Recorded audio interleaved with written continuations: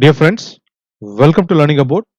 In this video, I'll be solving some of the previous year questions of TCS IT BPS written test exam.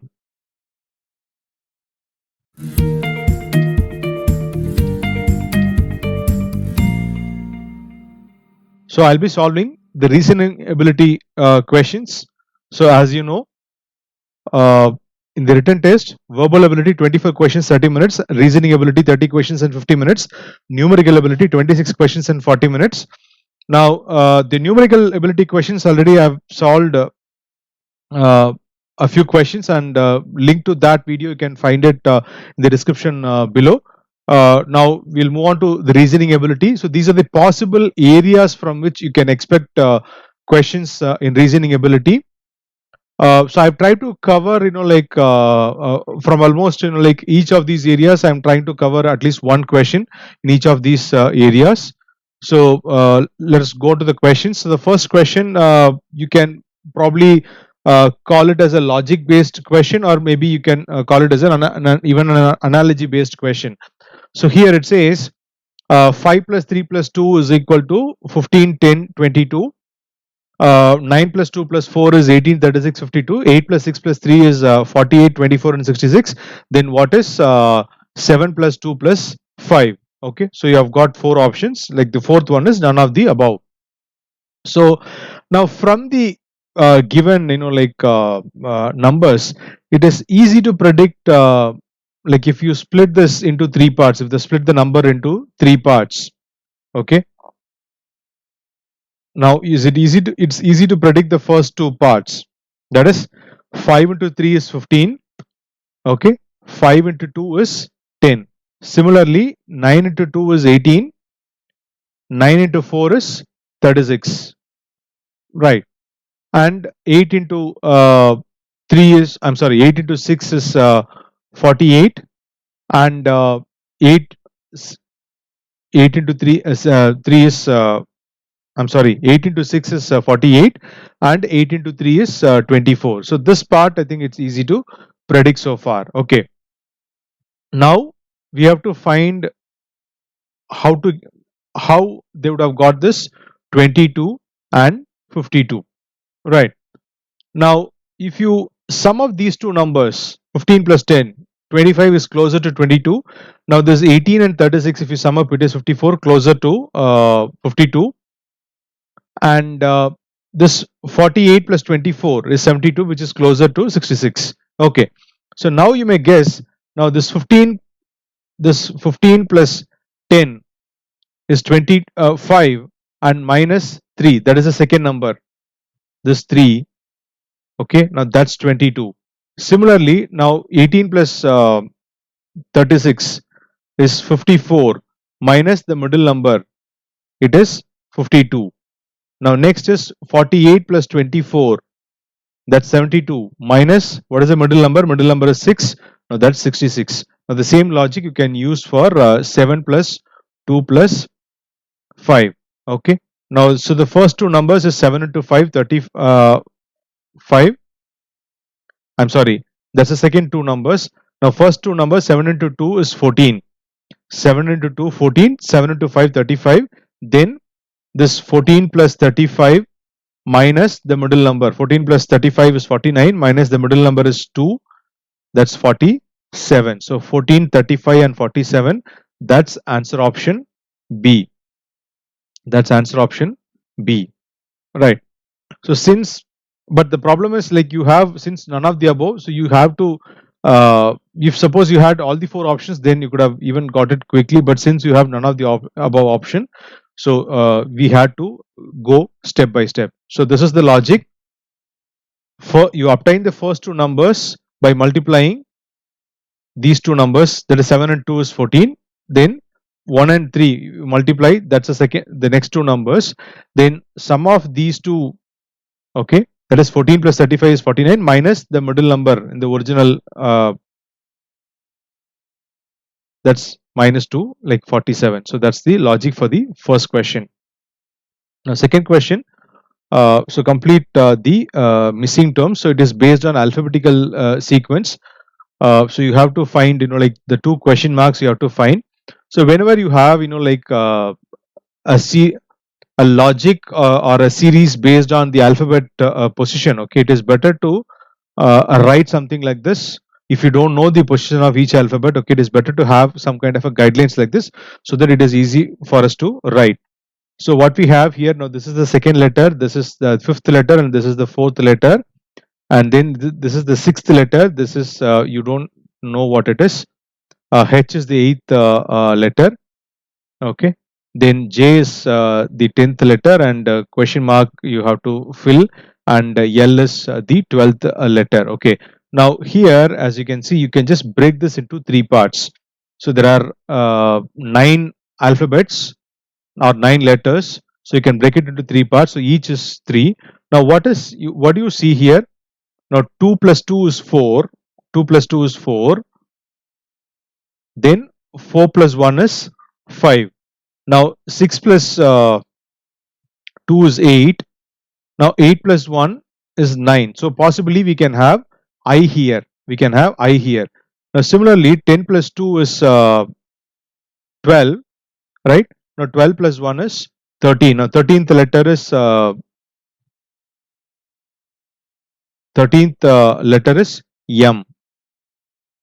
13th letter is M. Okay, so you can have I here and M here. So that's answer option A. Okay, so totally you have nine letters. You split them into three, right? And then you have a sequence. So what is the sequence here? First, you have an alphabet. Okay, then plus two, you get that the third alphabet, and then add one to that, you get the second alphabet. Okay, so that is the sequence that's being followed here, right? So answer for the second question is answer option A.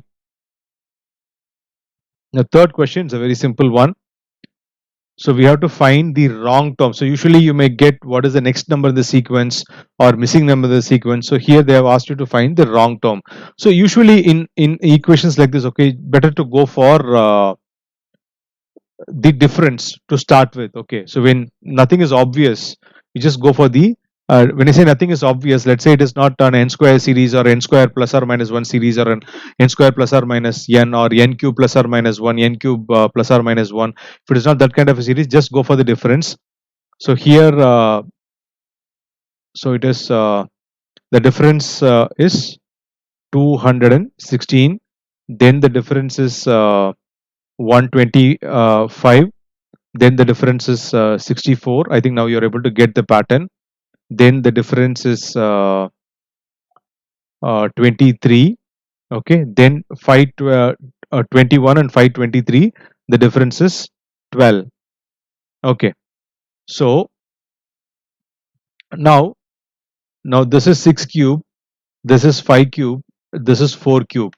So I guess now this should be 3 cube, 27. Okay, instead of 23, this could be 27, right? Now what happens if you put 27? Now in that case, this number, instead of 521, it should be 525. So if it is 525, okay, then this, instead of 12, it will be 8, okay, which will be 2 cube. Okay, now that's forming a perfect sequence. That's forming a perfect sequence where the difference between each term is a perfect cube, like 6 cube, 5 cube, 4 cube, 3 cube, and 2 cube, right? So it should be 525 and not 521. So what is the wrong term in the sequence? 521 is the wrong term in the sequence. So for the third question, answer option D is the right answer. Now the fourth question, it is a blood relationship based question. So as I've said in my earlier videos, now when you have a blood relationship based question, please have the people belonging to the same generation and the same level. That is, for example, brother, sister, okay, cousin, they can be in the same level, okay, probably the lowest level. They can go like a hierarchical diagram, and then like father, mother, uncle, aunt, okay, they can be in the next level, and then grandfather, grandmother, okay, in the top level, like that, right? Now here let's read the question. So pointing to a woman in the picture, Rajiv said her mother has only one grandchild whose mother is my wife. Okay, So there is a lady in the picture. Okay, so there is a picture. You have a lady in the picture, right? Uh, so her mother. Okay, so the lady in the picture, there is a. Okay, so her mother has only one grandchild. Okay, so only one grandchild, so which means we can assume the lady in the picture is the only daughter for that mother. Okay, and this lady has got a child. Okay, who is only, okay, who's the only grandchild of this mother. Okay, so her mother has got only one grandchild, whose mother. Okay, so that is this child's mother, this lady in the picture. Okay, whose mother is my wife. Okay, so Rajiv is there. Okay, Rajiv's wife is this child's mother. Okay, so what is the question asked? The question is, how is the woman in the picture related to Rajiv? That's Rajiv's wife. So answer is answer option B for question number 4. That's a relationship based question. Next one, it is kind of, you can say, arrangement based question or ordering. Okay, like an office arrangement, or like arranging from smaller to largest, or younger to the oldest, or tallest to the shortest, and so on. So here the question here is, who is the youngest?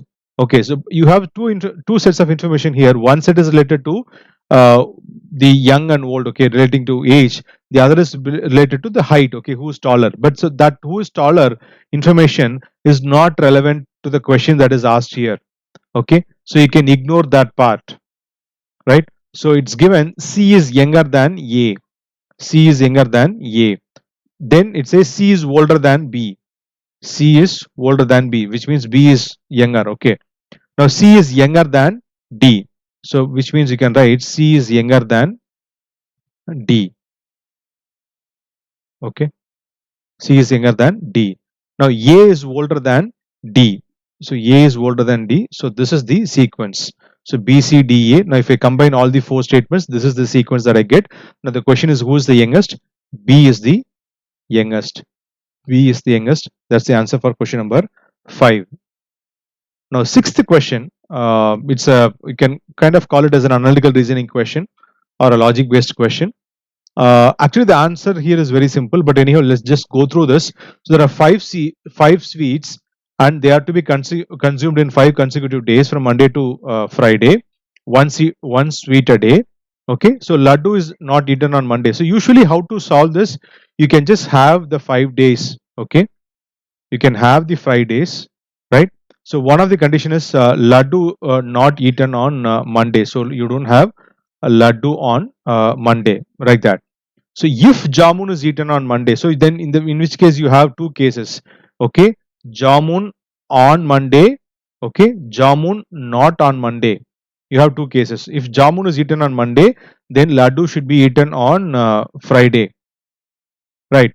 Now if then there is another condition which is common, which says pada peda is eaten on the following day of eating jalebi. Now that means jalebi and peda, they are always together. They are eaten on 2 consecutive days, and jalebi comes first. Okay, so which means you can have, like jalebi here and then peda here, or you can have like jalebi here and peda here. All these are possible. Okay. Now and then the last part, it says, if laddu is eaten on Tuesday, okay, kaju should be eaten on Monday. Okay, so let's say if laddu is not eaten on this Friday, okay, let's say if laddu is eaten on Tuesday, okay, then kaju should be eaten on Monday. So kaju should be here. Okay, so like that. This is the normal process. Okay, but the question here is very simple. What is the question? Based on the above, peda can be eaten on any day except which day? Okay. Now look at the answer choice. It's very, very easy. Now it's given clearly that jalebi comes before peda on any given day. Okay. It is consecutive, and jalebi comes before peda, which means among the 5 days. Okay. among the 5 days, right? So you can have pada here and jalebi here, or jalebi on Tuesday, pada on Wednesday, and so on. Okay, but what is not possible is that you can't have peda on Monday. You can have peda on Monday because jalebi always comes first. Jalebi doesn't come after peda. Jalebi always comes first. So, so it's a simple common sense that peda will not come on Monday because in the worst case, right,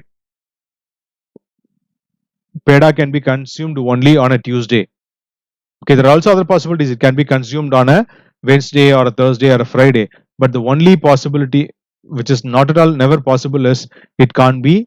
It can peda can never be eaten on a Monday because jalebi should be consumed on the day before peda. So the answer for this question is answer option B. So you have to watch out for this instead of solving each and everything. Now you have to see if there is any logical way in which you can just quickly get the answer rather than writing the whole thing. So the next one is a very simple coding decoding question. Okay. So again, this is easy prediction. Now y is 25, w is 23, v is 21, s is 19, and q is 17. So it's direct, right? So that's the number that you have here. So we know m is 13, and fortunately now this answer choice is the only answer choice which starts with 13. Just mark it and move on. Don't waste any time there. Okay, now next one. Now this is a very interesting question. This is more like a puzzle. Okay, so here it says there are four people who ran a race, A, E, F, G, and A said I did not finish first or fourth. E said I did not finish fourth. F said I finished first. G said I finished fourth. If there were no ties and exactly three children told the truth, who finishes fourth? So let's have four positions: one, two, three, four. Okay. So the question is about who finishes fourth. Okay, that's the only information that we need. Now, for assumption, okay, I'm taking that this is a lie. Okay, I'm assuming this is a lie. I'm just assuming the fourth statement to be a lie, which means now what is the other three statements are true. So A did not finish first or fourth. So which means A can be here or A can be here. Possible. Okay, because that's anyhow we are taken it as a true statement. Now E said E did not finish fourth. Okay, and F said F finished first. Since we have taken this as a truth, F finished here, and E said E did not finish fourth. So it's possible that E could have been here and A here, or A could have been here, E here. Okay, in whatever case, what happens here? G comes in the last position. G comes in the last position. Okay. Now we have assumed that this is a lie. We have assumed that this is a lie, and which says G finished fourth. But if we take the other three statements as truth, we are getting that G finished fourth. Okay. If we take the other three statements as true, we are getting that G finished as fourth, which means this is not a lie. The fourth statement is not a lie. It is true. So we have concluded. Okay, so like hypothetically speaking or whatever, we have assumed the fourth statement is a false, and then we have proceeded, but then we find that fourth statement is in whatever condition. If we take the first three as true, now the fourth statement is definitely not false.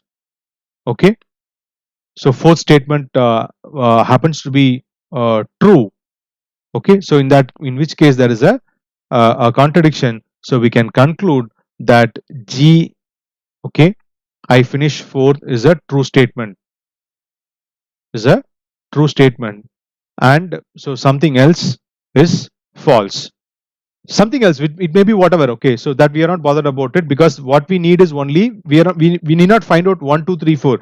We just need only the fourth place. Okay, and anyhow we know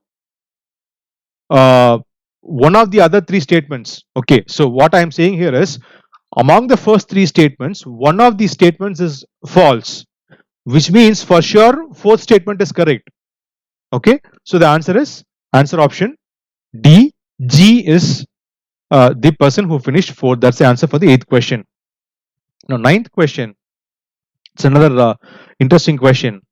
So it says in an office at various times during the day, the boss gives the secretary a letter to type. Each time putting the letter on top of the pile in the secretary's inbox, the secretary takes the top letter and types it. Boss delivers in the order 1, 2, 3, 4, 5, which cannot be the order in which the secretary types.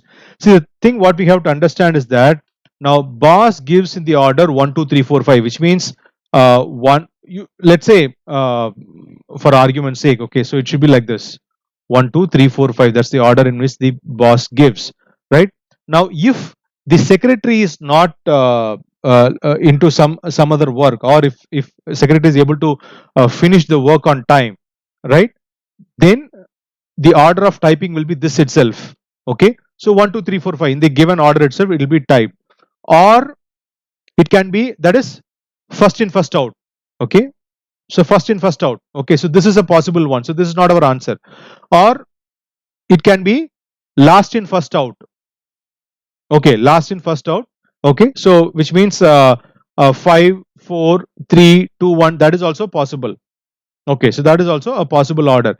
Now what we should look for is, you better look at the answer choice and see if that particular order is possible. That is, what is possible here is, because there are so many possible orders. Okay, because what can happen, like the secretary would be typing something or would be engaged in some other work. Okay, then something else comes up. Okay, so it can happen so on. So let's just look at the answer choice one by one. Now let us say secretary types the second letter first, which means first is already there. Okay, now second letter come, say the second letter also has arrived. Okay, the first has arrived, then immediately second letter has arrived. The secretary has already not typed the first one, so secretary takes the first one and types. Now meanwhile, what happens? 3, 4 is dropped. Okay, so secretary types 4, then 3. Okay, then 3. Now before secretary wants to go to the fifth one, the fifth one is dropped. Okay, I'm sorry, before the secretary wants to go to the first one, the fifth one is dropped. So secretary finishes 2, 3, 4 and 5, then finally completes the first one. So this is very much possible. Okay, option A is very much possible. So that is not my answer, that is not our answer. So option D is also already ruled out. Okay, this because that's a possible order. Okay, now let's look at the second answer choice. Okay, 4, 5, 2, 3, 1. 4, 5, 2, 3, 1. Let us see if that order is possible. Okay, 4, 5, 3, 2, 1. Now what has happened if the secretary is taking fourth one? Now already 1, 2, 3, 4 has come. Already 1, 2, 3, 4 has come. So secretary is taking the fourth letter. So already 1, 2, 3, 4 has come. Secretary take fourth letter. Now after that is over, the fifth letter arrives. After that is over, the fifth letter arrives. So secretary types the fifth letter. Now after that, the secretary should be ideally taking 3. That's the right thing to do, because 3 is on the top. Okay, if secretary is picking up fourth letter as a first letter, okay, after 5 the secretary should be picking up 3, but secretary is not picking up 3, picking up 2. That is not at all possible, because that will violate the rule. So this is the order that is not possible. Okay, so 4, 5, 2, 3, 1, that is the order that is not possible. That is the order that is not possible, because see, if already something has come, okay, if already 3 has come, then you can't take 2. That's a simple logic here. Okay, so answer for this question is answer option B for question number 9. Question number 10, a very simple direction based question. See, please remember, whenever you get a direction based question, draw a basic reference like this. Okay, something like north, south, east, west. Okay, so draw guidance and then you proceed. Even if it is the simplest of question, please draw this and then proceed. Okay, so I'll have a guide. So it says 6 kilometers west. Okay, so this is my west. So I'll go 6 kilometers west and then travels 5 kilometers north. So this is 5 kilometers north. Okay, because up is my north, right? So to my left is the west. Then finally travels 6 kilometers west. Okay, so 6 kilometers to the west. This is the west. Okay, this is west. This is west, and this up is north. Okay. Now the question is, now let's say this is the starting point and this is the end point. The question is, what is the distance? Where is he with respect to the starting point? We need both the direction as well as the distance. See, direction from this point. See, if you take our reference from this point, he is at this point now. Okay, he's at this point. Okay, diagonally, somewhat like 45 degree, somewhat like 45 degree. Okay, now which is this direction? This is northwest. Now among the given options, only this is northwest. Mark it and move on. Mark it and move on. That's all, right? But for better clarity, I'll try to solve this question. Okay. Now now this is like a right triangle, right? So we know this is 6. This part is 6. Now this part is also 6. Okay. This part is 6. This part is also 6. And this part is 5. Okay. So in a right triangle, what we have is a, a 12, 5. What will be the hypotenuse? We know it is 13. Because 12 square plus 5 square. 12 square is 144. 5 square is 25. 144 plus 25 is 169, which is 13 square. So 12 plus 5 is, 12 square plus 5 square is 13 square. So it's a 12, 5, 13 triangle. But anyhow, 13 we don't have to find because from the direction itself we can get the answer. Okay, let's say if we had some other value and then another option had also northwest, then we should be worried. But otherwise, this is easy to guess. Okay, so this is the starting point, and finally he's here. Okay, so like this is the starting point, and finally he's here. So answer for question number 10 is answer option C. Okay, question number 11. This is like a coding decoding, but it is like an artificial language is given here. So Molo Khan means blue sky, Wilco Spaddy means bicycle race, Molo Wilco means blue bicycle. What we want is race car.